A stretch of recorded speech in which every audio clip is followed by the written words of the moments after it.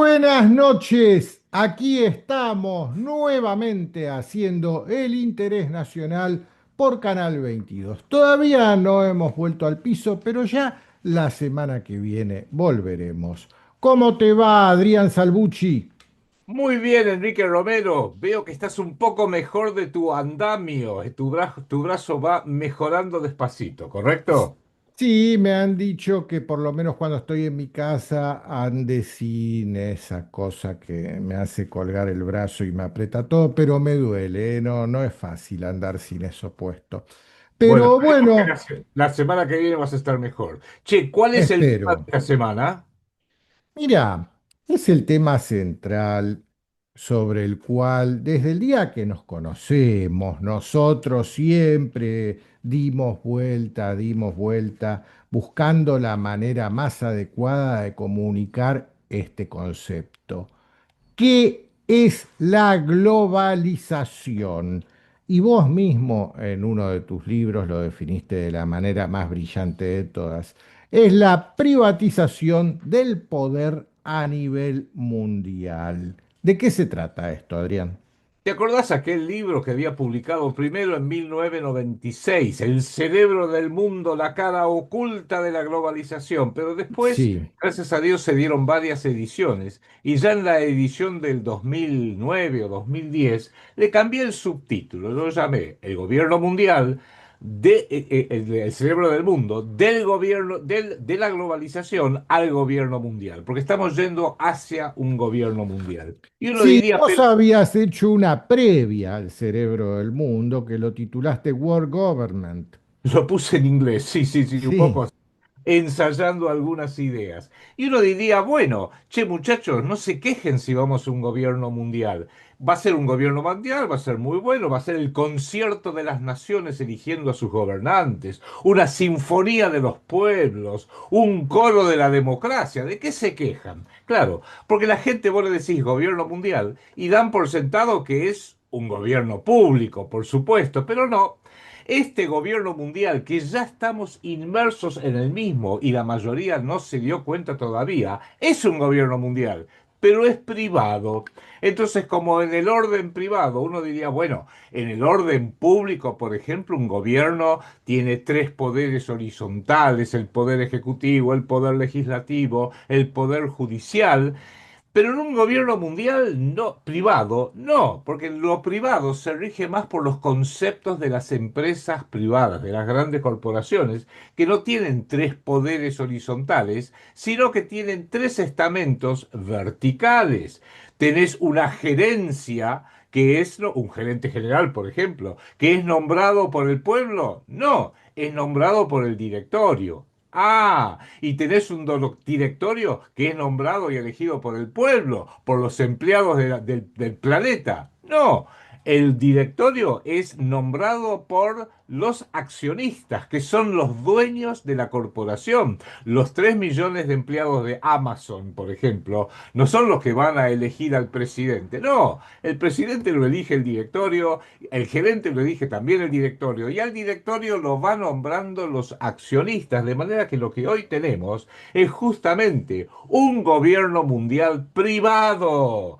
Y lo tenemos que ver que ha habido acá una privatización del poder, como vos dijiste, que viene usurpando e imponiendo su control sobre todo, sobre la política, sobre la economía, sobre las finanzas, sobre la moneda, que lo hemos tratado tantas veces contigo y que vos has dado espléndidas conferencias con Carlos Lusch, uno de los máximos expertos en moneda soberana, en lo social, en lo laboral, militar, seguridad, los medios, la educación, salud, investigación y desarrollo. Todos estos rubros que son de la humanidad colectiva en sus distintos orígenes culturales, con sus respectivas historias, tradiciones, etcétera. Todo eso ha sido usurpado por el poder privado. El poder público ya hoy se limita a hacer otras cosas subordinadas.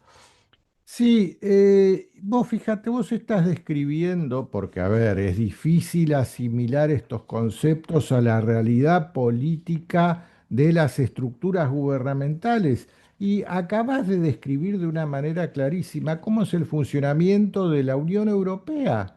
La Unión Europea funciona de esta manera. Todos los que están sentados en los distintos cargos de la Unión Europea no fueron elegidos por el pueblo, fueron elegidos por instancias suprapueblo. ¿Eh? Supranacional. ¿Vos te referís a Claro. Ursula von der Bruggen? Por ejemplo, y no solo ella, a ver, todos sus ministros, todo su gabinete, el titular del Banco Central Europeo, la mujer lagarto, lo mismo. ¿Quién elige a toda esa gente? Está claro que los pueblos no. Los pueblos nunca elegirían a una Úrsula von der Bruggen ni a una mujer lagarto para dirigir dos instituciones tan importantes en lo que hacen a la Unión Europea, pero ahí están. Entonces la pregunta es, ¿quién las eligió? Bien, así como Adrián está describiendo de esta manera que pretenden las estructuras de poder privadas organizar los estamentos públicos, acá hay una prueba fehaciente para los descreídos de todo esto. Es real. Vos sabés que, y viste vos en la tecla cuando empezaste este sector del programa, o en realidad todo este programa, refiriéndote a la globalización, porque no es casualidad que la globalización surge en los años 90 del siglo pasado. ¿Y qué pasó en los años 90 del siglo pasado? Para ponerle una fecha exacta. ¿Qué pasó en 1990? Y la ex Unión Soviética se hizo el Harikiri, se suicidó, se tiró a sí mismo al tacho de la basura histórica. Debajo del autobús, como dicen los yanquis. Exactamente, cosa que no es bueno porque la ex Unión Soviética, nacido por la violencia globalizadora de los bolcheviques, no olvidemos que hay dos países en el planeta que no tienen un nombre. Escuchen bien esto. Uno era la Unión de Repúblicas Socialistas Soviéticas. No tenía un nombre, era un descriptivo. Uno diría los rusos. No, está bien. Rusia era el país más poderoso, pero no tenía un nombre. También estaba Ucrania, había algo así como 25 países, inclusive una región autónoma judía en el lejano oriente. Cuidado, eran muchos países porque era un imperio, pero en sí mismo no se dio un nombre. Unión de Repúblicas Socialistas Soviéticas. ¿Por qué? Porque pretendía que eventualmente todo el planeta fuera una unión de repúblicas socialistas soviéticas. ¿Y cuál es el otro país que no se dio a sí mismo un nombre? Los Estados Unidos de Norteamérica, que ellos se De llaman así mismo América, de América. Americans, porque usurpan el nombre de Claro. Americans. Yo tengo una anécdota porque trabajé mucho con la empresa norteamericana que un día me preguntaron, che, vos hablas inglés bien.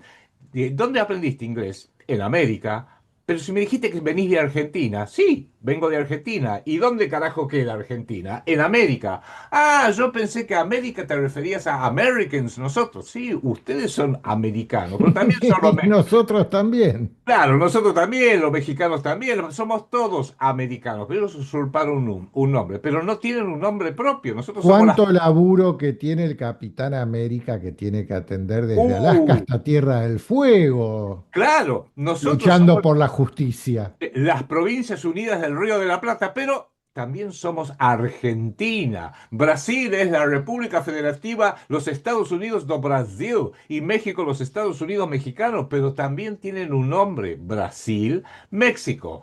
The United States no se dio a sí mismo un nombre. ¿Y por qué? Al igual que la Unión Soviética no lo hizo, porque pretende que eventualmente los Estados Unidos sea todo el continente americano, desde luego, la doctrina Monroe, y eventualmente buena parte del planeta. Entonces tengamos presente que la revolución subversiva planetaria la vienen dirigiendo desde el siglo pasado o antes la ex Unión Soviética, el bolcheviquismo de ultraizquierda violento, monstruoso, y los usureros de los Estados Unidos de Norteamérica y sus aliados. Tenemos que Esto entenderlo. que vos acabás de describir casualmente fue el debate del siglo XX. Las estructuras de poder mundial ya desde fines del siglo XIX decidieron que querían ir por todo el planeta para gobernarlo, ¿m? Y empezaron a asociarse en sótanos, a hacer extraños rituales de logias. Y durante el siglo XX fue la competencia entre los dos sistemas, entre cómo vamos a gobernar el mundo, con un perro policía y un policía con un garrote en cada esquina, o con un televisor adentro de cada hogar, que hoy fue reemplazado encima por estos telefonitos, Eh, en la mano de cada habitante del planeta, ¿no? Bien, hoy es este el sistema que ganó desde el momento que, como vos dijiste, la Unión Soviética decidió hacerse el harakiri. Ganó el sistema de un telefonito en la mano de cada persona encerrada en la habitación de su casa, sin siquiera la necesidad ni las ganas de salir al mundo exterior a relacionarse. Es la esclavitud perfecta, encerrados en una cárcel con la puerta abierta y sin ganas de salir. Con lo cual podríamos decir que siglo XX, muy en términos generales, dijeron, bueno, vamos a lanzar estos dos proyectos que acaba de describir Enrique Romero y vamos a ver cuál gana. Bueno, la globalización empezó cuando se dieron cuenta, perdió la ex Unión Soviética bolchevique, ganó la usura financiera occidental representada por Estados Unidos, tuvimos la globalización, nos aplaudimos todos, no hay más fronteras, podés viajar a cualquier parte, tecnología, grandes corporaciones que se consolidaron, pero fue un proceso eminentemente privado y que abarcara la mayor cantidad de países. Bueno, ¿qué pasó? A partir de ahí, y esto es muy importante que lo tengamos presente, gana este sistema usurario planetario, podríamos describirlo como que ganó la derecha en alguna medida, en ciertos temas, la derecha financiera, y perdió lo que era la izquierda socialista. Bueno, fantástico, yo no me quejo por eso, no me quejo para nada. Pero acá tenemos que hacer una gran diferencia, que la mayoría de la gente no lo hace y sorprendentemente no lo hacen en los Estados Unidos. La gran diferencia entre el Estado público y gobierno. En Estados Unidos es más, ni lo diferencian, siempre dicen government. Cuando hablan de government, hablan de gobierno y del Estado. Lo mezclan todo. Y no, hay que diferenciarlo. Una cosa es el Estado Nacional Soberano que tiene una serie de funciones que tienen que beneficiar a los pueblos, o por lo menos al pueblo del cual es la institución de ese Estado. El viejo profesor Jacques de Maillet, que tuve la enorme fortuna de haberlo tenido como un profesor mío, decía, tiene tres funciones el Estado público: síntesis, conciencia y mando. ¿Cómo? Síntesis de todas las fuerzas diversas que hay dentro de cualquier Estado para que la síntesis final beneficie a la mayoría. Conciencia, este es fundamental, que el pueblo sea siempre consciente de las oportunidades que tiene, pero también de los peligros, peligros externos y peligros internos, enemigos externos y enemigos internos. Y mando, ¿y qué quiere decir con mando? Que el Estado tiene la capacidad de decir, te propongo hacer esto. No, no quiero. Bueno, no te lo propongo más. Te ordeno hacer esto, porque el Estado tiene esa función de mando. Y esto es muy importante tenerlo presente, porque a medida que la globalización iba avanzando, el poder se iba privatizando, y vuelvo a repito rápidamente en cuáles rubros me refiero: la política, la economía, las finanzas, la moneda, lo laboral, lo militar, la seguridad, la educación, la salud. Eran todos crecientemente privatizados, pero empezaron a rascarse la cabeza en este siglo, ya en el siglo XXI, y dijeron, sí, pero ¿cómo hacemos desde lo privado para hacer que los pueblos hagan lo que decimos nosotros? Porque en el orden privado no hay poder de mando, hay poder de influencia. Como dijo el presidente del Congreso Mundial Judío aquí en Buenos Aires, cuando lo invitó Mauricio Macri en el 2015, lo dijo ahí parado detrás de todos. Hoy nosotros no somos débiles. No tenemos poder de mando, pero tenemos tremenda influencia, lo dijo Roland Lauder, presidente del Congreso Mundial Judío. Y es verdad, el poder privado lo que tiene es tremenda influencia, pero necesitan del Estado. Dijeron, necesitamos de un Estado, así que tenemos que buscar la forma de que nuestros muchachos, nuestra gente, no solo maneje a las grandes corporaciones, a los grandes bancos, a las instituciones que manejan el dinero, el Banco de la Reserva Federal, el Banco Central Europeo con la señora Lagarde, el Banco Central de la República Argentina, el Fondo Monetario Internacional, el Banco Mundial, etcétera, también tenemos que encontrar la forma de que puedan obligar a los pueblos. Así que vamos a hacer que nuestros muchachos, a través de campañas electorales, también se hagan cargo de los estados. Por ejemplo, el Estado argentino. Se hagan cargo del Poder Ejecutivo y todos los ministerios, se hagan cargo de todos los senadores y los diputados, se hagan cargo del Poder Judicial, los jueces, las cortes, los tribunales, etcétera, etcétera, porque necesitamos que cuando la gente dice, no, pero esto no me gusta, no me gusta hacia dónde están yendo las corporaciones. Bueno, si no te gusta, mala suerte, porque ahora alguien desde el Estado te va a obligar a aceptarlo, porque esa es la particularidad del gobierno. Uno puede decir, quiero manejar por la izquierda. No, flaco, acá se maneja por la derecha y te obligan a manejar por la derecha. No quiero pagar impuestos. ¿Cómo que no? No, no quiero pagar impuestos. Tengo un presidente que dice, odio al Estado, soy el topo que viene a destruir el Estado. Sí, todo muy lindo, pero tenés que pagar los impuestos. Entonces Javier Milei te dice, odio al Estado, pero el Estado te va a obligar a pagar los impuestos para que mi hermana Karina pueda seguir afanándose la guita para la familia Milei. Su tres por Perfecto. ciento. Ah, perfecto, el 3%. Odia el Estado hasta un 3%. Después no, después lo necesita.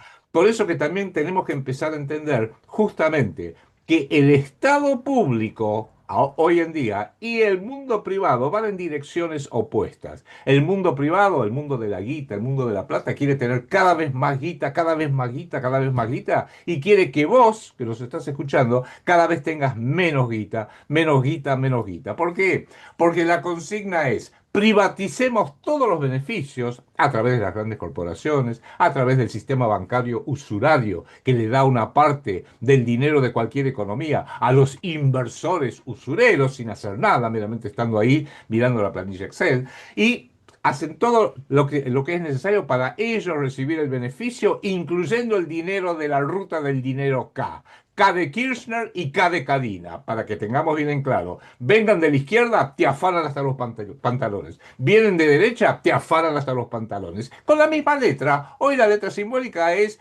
la ruta del dinero K. Ahora es ¿Quién Cadena. diría, no? ¿Quién diría? Adrián, hay una cuestión que es central con respecto a la diferencia fundamental entre lo público y lo privado.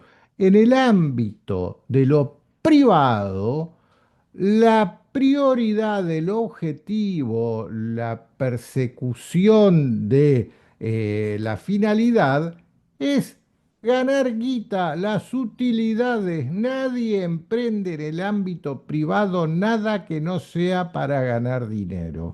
Punto. Es así, es su lógica y así funciona bien el ámbito privado. Pero en el ámbito público no es el objetivo las utilidades, el ganar guita. El objetivo en el ámbito público es el bien común, promover el bien común. Y hay un punto en donde bien común y utilidades se dan de narices. Son dos cosas diametralmente opuestas. Y esa es la función que el Estado tiene que conciliar, porque los jubilados no dejan utilidades, los discapacitados no dejan utilidades, casualmente es lo opuesto a dejar utilidades, pero el Estado, así todo, tiene la obligación de atenderlos, cosa que los privados no necesariamente. Alguna ONG se encargará de promover el interés de los discapacitados, ponele que de hecho las hay, pero no es función del privado, es función indelegable del Estado. Todos estos conceptos son los conceptos que esbozó, como vos bien lo mencionaste, Jacques de Maillet. Contá brevemente, porque la gran mayoría de los que nos ven no saben quién fue Jacques de Maillet y cuál fue la influencia que tuvo en la política argentina. Jacques de Maillet, entre otras cosas, fue un combatiente durante la Segunda Guerra Mundial. Francés, había nacido en Francia, pero luchó a favor de aquel país que mayormente representó la naciente tercera posición que nació en Europa, en Italia y en Alemania principalmente, luego tuvo que salir, lo echaron de Europa, tenía condena de muerte prácticamente, primero fue a Brasil, luego vino a la Argentina, hizo investigaciones arqueológicas, pero era una fuente de sabiduría geopolítica, y el general Juan Domingo Perón lo nombró el decano de la Escuela Superior de Conducción Política del Movimiento Nacional Justicialista, y Mirá elaboró qué detalle, por favor, repetí el título. decano de la Escuela Superior de Conducción Política del Movimiento Nacional Justicialista, nombrado por Juan Domingo Perón, y que Bien, de ese señor estamos hablando cuando hablamos de Jacques de Maillet. Peronistas, apréndanse esto, ni porque lo conoce. ni siquiera el más peroncho del bombo, ni hablar de los que van ahí a saludar a la señora que se asoma en el balcón, tienen idea quién fue Jacques de Maillet, ni lo que propuso Jacques de Y, Maillet.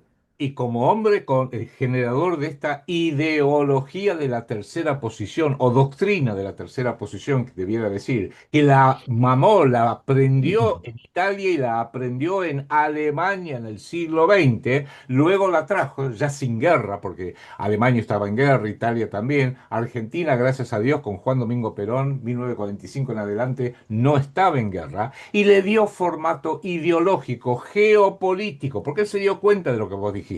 En el mundo privado, de las empresas, de los bancos, de las fundaciones, de las ONG, de cualquier función privada, la función es hacer tu actividad y ganar dinero, ganar unidad. O sea, yo le puedo pedir a una automotriz, che, tenemos problemas de pobreza, ¿podés donar algo? Y la automotriz puede decir, bueno, voy a donar $100.000 en alimentos para este barrio. Perfecto, la aplaudio. Muy bien, muchísimas gracias. Y si es Carrefour, mejor.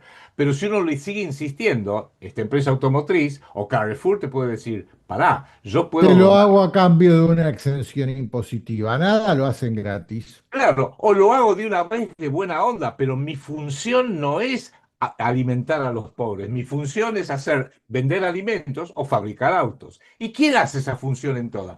Para eso está el Estado-Nación soberano, que tiene que garantizar un futuro necesariamente positivo para su población. Y si una parte de la población cayó en la pobreza terrible, como en Argentina, hay que analizar.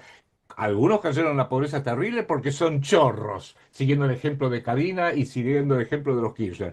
Algunos cayeron en la pobreza porque no les dieron educación. Otros cayeron en la pobreza porque no tienen salud. Otros cayeron en la pobreza porque su zona del país no fue desarrollada. Bueno, hay que buscar la forma en el mediano y largo plazo de ir generando trabajo, generando la posibilidad de tener una vida digna, generando todo lo que sea necesario.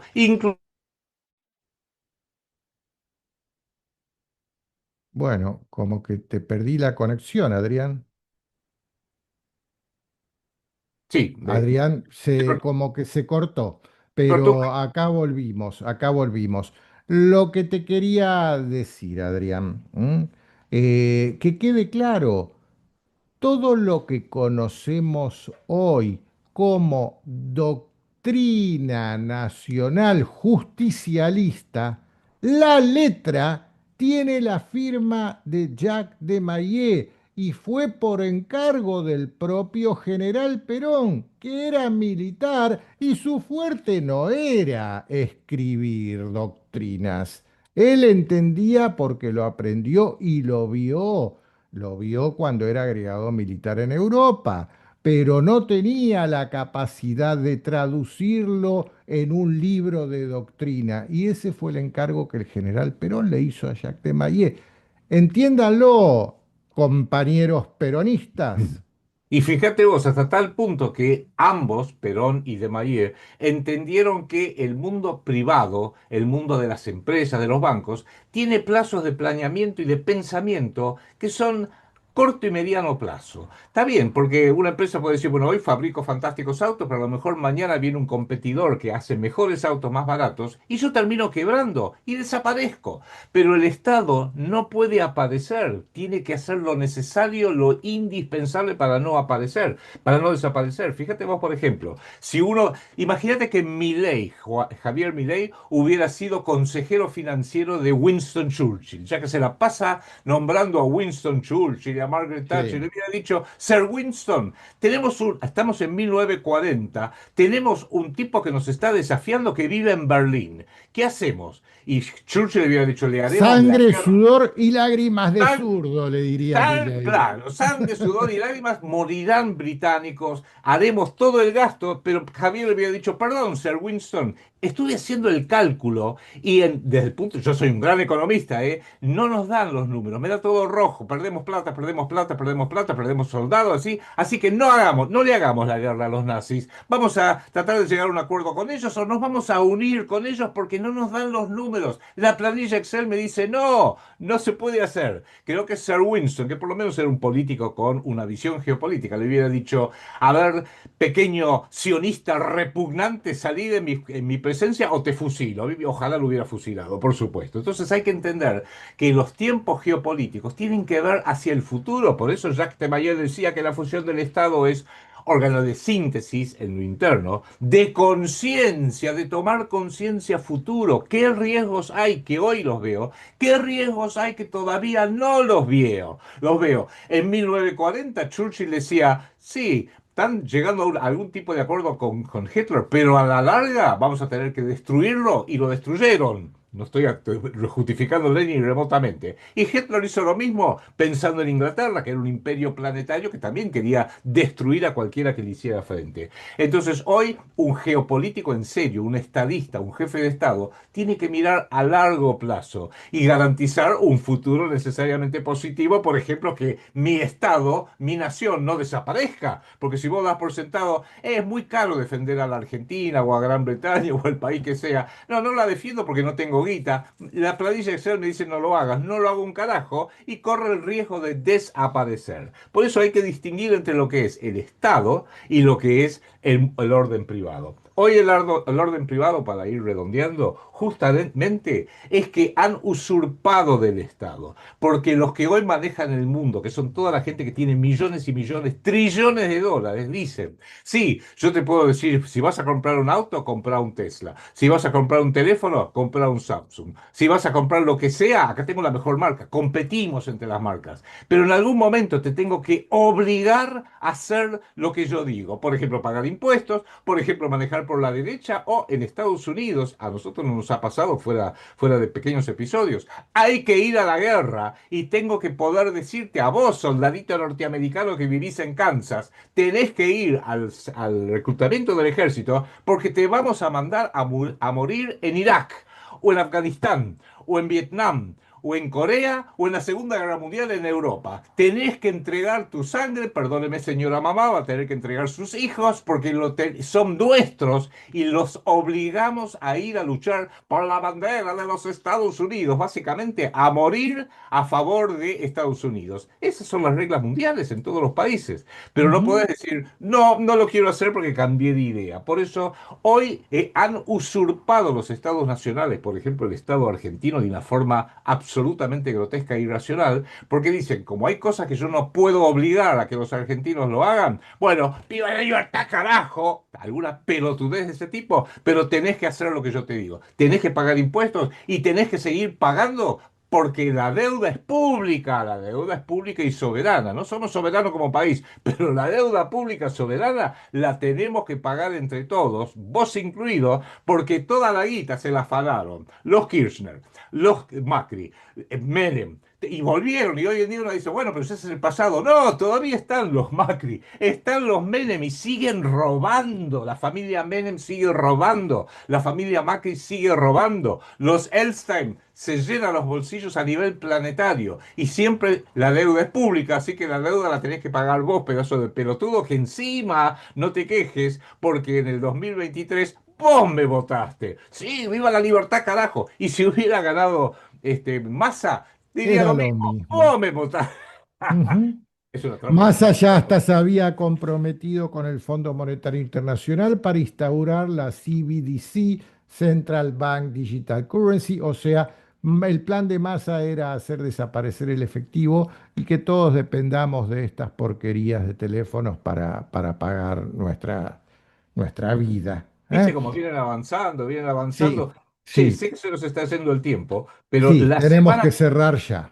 Este programa va a tener dos partes. La semana que viene vamos a hablar de la gran diferencia entre el poder público y el poder privado, para entender todo esto que estamos hablando y algún indicio de una vez que, como toda persona víctima, si estás dormido, primero tenés que despertar. Y una vez que despertamos como pueblo, aunque sea una parte crítica de ese pueblo, una masa crítica esencial, bueno, estoy despierto, ¿qué tendríamos que hacer? Pero eso va a ser el interés nacional la semana que viene, 17 de septiembre.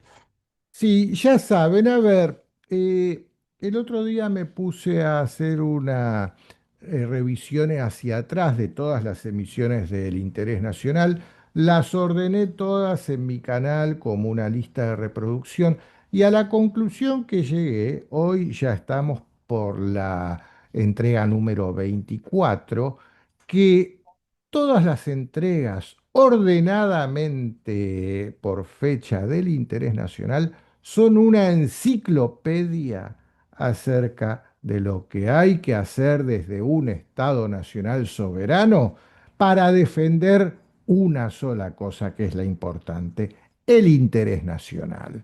Por eso este programa se titula de esta manera y les recomiendo ver hacia atrás, desde el uno en adelante, secuencialmente, todos los programas. Esto es nuestro legado y no es otra cosa más que una escuela de conducción política. Ojalá todos los involucrados en los próximos gobiernos que van a llevar a la Argentina hacia un futuro necesariamente positivo, vean estas emisiones de interés nacional.